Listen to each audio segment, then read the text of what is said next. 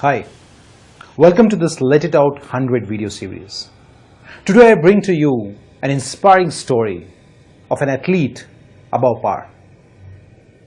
Ages since mankind was there and Olympics started happening, people said that a human may not be able to run 1 mile in less than 4 minutes.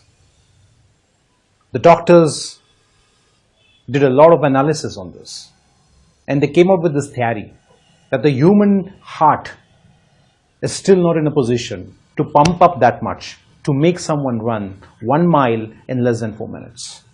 And it was imposed upon the athletes and inculcated. But then there was a man, and he said to himself, because he was not ready to get on with the university due to his parents' non-affordability of his education, he wanted to do something unique. He didn't participate in the Olympics, but then on May 6th, 1954, something incredible happened. Sir Roger Bannister.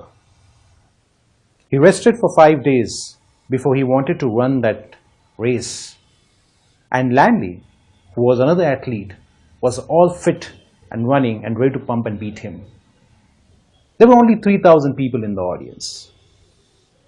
And the race began. And you'll be surprised. Roger Bannister ran that 1 mile in 3 minutes, 59.4 seconds, setting up not only a world record, but a total change in the human psychology that yes, it is possible.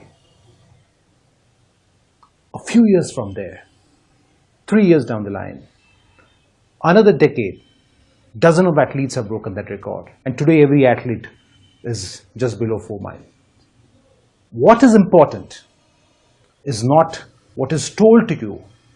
What is important is what you make of what you believe what you are.